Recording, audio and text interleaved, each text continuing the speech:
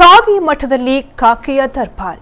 S, ಉಡುಪಿಯ ಅಷ್ಟಮಠಾಧೀಶ ಶಿರೂರು ಲಕ್ಷ್ಮೀವರ ತೀರ್ಥ ಶ್ರೀಪಾದರು ಅಸ್ತಂಗತವಾದ ನಂತರ ಶಿರೂರು ಮಠದಲ್ಲಿ ಕಾಕಿ ಸರ್ಪಕಾವಲು ಹಾಕಿದೆ. ಇನ್ನು ಸದಾ ಓಡಾಡುತ್ತಿದ್ದ ಶ್ರೀಗಳು ಇನ್ನಿಲ್ಲ ಎಂಬ ಕೊರಗಿನಲ್ಲಿ ಭಕ್ತರು ಮಾತ್ರವಲ್ಲದೆ ಅವರ ಪ್ರೀತಿಯ ಸಾಕು ಪ್ರಾಣಿಗಳು ಮರುಗುತ್ತಿವೆ. ಶಿರೂರು ಮೂಲ ಮಠದಲ್ಲಿ ನೀರವ ಮೌನ ಆವರಿಸಿದೆ. ಶ್ರೀಗಳ ಸಾವು ದಿನಕ್ಕೊಂದು ಟ್ವಿಸ್ಟ್ ಪಡೆದುಕೊಳ್ಳುತ್ತಿದೆ.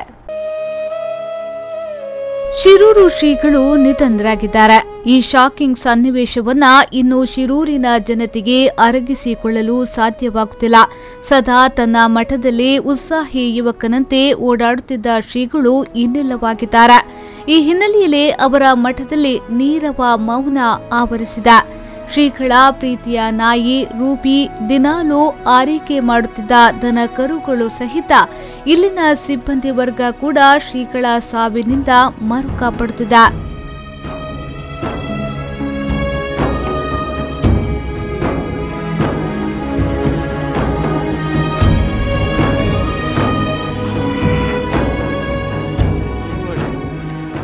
ಕಾವಿಯ ಪ್ರದೇಶದಲ್ಲಿ ಕಾಕಿಯ ಆಗಮನವಾಗಿದೆ. ಇಡೀ ಮಠವನ್ನ ಸುತ್ತು ಹಾಕಿರುವ ಪೊಲೀಸ್ ಪಡೆ ಶ್ರೀಗಳ ಅಸಹಜ ಸಾವಿನ ಬಗ್ಗೆ ತನಿಖೆ ನಡೆಸುತ್ತಿದೆ. ಎಲ್ಲಾ ರೀತಿಯಲ್ಲಿ ಮಾಹಿತಿ ಕಲೆ ಹಾಕುತ್ತಿದೆ.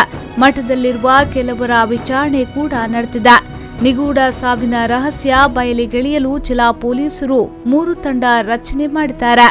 ಇನ್ನು ಶ್ರೀಗಳ ಸಾವಿನಿಂದ ಭಕ್ತರು ಆಪ್ತರು ಕಣ್ಣೀರಿಡುತ್ತಿದ್ದಾರೆ. ಭೂ ವ್ಯವಹಾರ ಕೂಡ ಸ್ವಾಮೀಜಿಯನ್ನ ಬಲಿ ತೆಗೆದುಕೊಂಡಿದೆ ಅಂತಾನೂ ಗುಸುಗುಸು ಆರಂಭವಾಗಿದೆ. ಈ ಬಗ್ಗೆ ನ್ಯಾಯಯುತ ತನಿಖೆಗೆ ಭಕ್ತರು ಆಗ್ರಹಿಸುತ್ತಿದ್ದಾರೆ. Common public's opinion is the truth should come and the justice to be given, and we pray the God. And we also came to know that there are some maybe that in this real estate mafias maybe have some hand in this. It has to be pointed out to the common public to us, and the justice to be given very shortly, because we got a very bad blessing. We lost our memories very soon. So before our memories, we need the justice. The government should take utmost speediness and to give the justice to us. And we want to know why it has been happened to him. If it has been poison, why and where? Why? We need this question to be answered by the government. And we had a lot of respect to the government and to the justice. I mean, the truth has to come. ಸ್ವಾಮಿಯವರು ಬರ್ತಾರೆ, ಅಲ್ಲಿ ನೋಡಿ ಎಲ್ಲ 3 ಸಲ ಬರ್ತಾರೆ.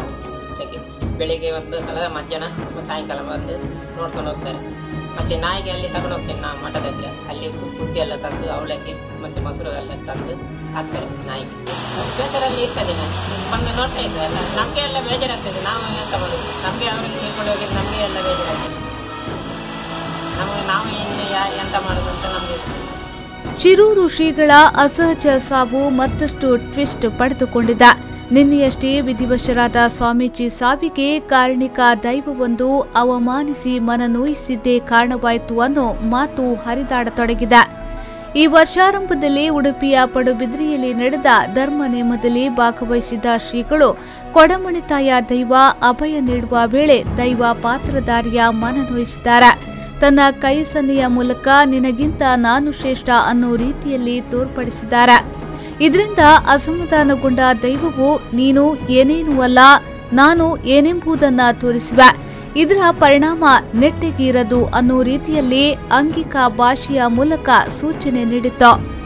ಅಂದು ಅಲ್ಲಿದ್ದ ಭಕ್ತಾದಿಗಳನ್ನ ಹಾಗೂ ಬಾಲು ಪೂಜಾರಿ ಮನೆತನದ ಕುಟುಂಬಿಕರನ್ನ ಇದು ಬೇಸರಿಸುವಂತೆ ಮಾಡಿತು. ಸ್ವಾಮೀಜಿ ಯಾಕಾದ್ರೂ ಈ ರೀತಿ ನಡೆದುಕೊಂಡ್ರು ಅನ್ನೋ ಬಗ್ಗೆ ಅಂದೇ ಕೆಲವರು ಸಂಶಯ ವ್ಯಕ್ತಪಡಿಸಿದ್ರು.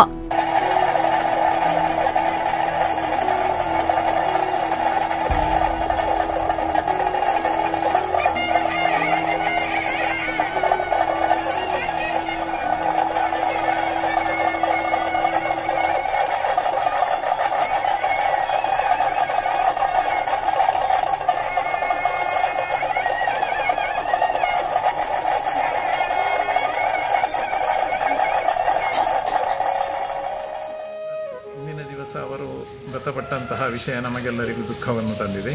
ಅಂದಿನ ನೇಮೋತ್ಸವದ ದಿವಸ ಅವರು ದೈವ ಎದುರು ಬಂದವರಿಗೆ ಅವರ ಎದುರಲ್ಲಿ ಅವರನ್ನು ಸನ್ಮಾನಿಸುವಂತಹ ಸಂದರ್ಭದಲ್ಲಿ ಅವರಿಗೆ ಏನು ಅನ್ನಿಸಿತ್ತೋ ಏನೋ ಆ ಸಂದರ್ಭದಲ್ಲಿ ಸ್ವಲ್ಪ ನಮ್ಮ ಭೂತಾರಾಧಕರಿಗೆ ಮನಸ್ಸು ನೋಯುವಂತಹ ಒಂದು ಕ್ರಿಯೆಯು ಅವರಲ್ಲಿ ಬಂತು. ಅದರಿಂದ ನಮ್ಮ ಕುಟುಂಬಸ್ಥರು ಅದೇ ರೀತಿಯಾಗಿ ಸೇರಿದಂತಹ ದೈವಾರಾಧಕರೆಲ್ಲ ಸ್ವಲ್ಪ ಸ್ವಾಮಿಗಳು ಹೀಗೆ ಏಕೆ ಮಾಡಿದರು ಎಂಬಂತಹ ಒಂದು ಮನಸ್ತಾಪವನ್ನು ಕೂಡ ಮನಸ್ಸಿನಲ್ಲಿ ಅವರ ಶಂಕೆಯನ್ನು ಕೂಡ ತೋಡಿಕೊಂಡಿದ್ದಾರೆ.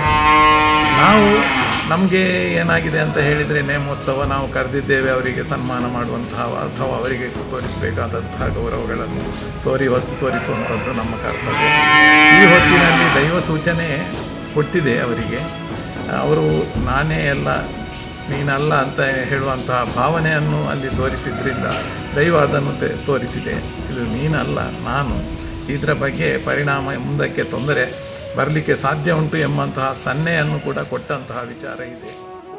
ಒಟ್ಟಿನಲ್ಲಿ ಶಿರೂರು ಸ್ವಾಮೀಜಿಗಳ ಅಸಹಜ ಸಾವು ಕೃಷ್ಣ ನಗರಿಯನ್ನ ಬೆಚ್ಚಿ ಬೀಳಿಸುವಂತೆ ಮಾಡಿದೆ. ಸಾಕಷ್ಟು ಅಭಿಪ್ರಾಯಗಳು ಇದೀಗ ಕೇಳಿ ಬರತೊಡಗುತ್ತಿವೆ.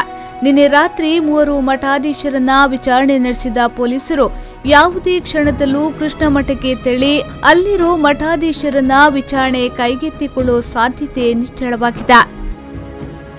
ಪಲ್ಲವಿ ಸಂತೋಷ್, ವಿ4 ನ್ಯೂಸ್ 24/7 ಉಡುಪಿ.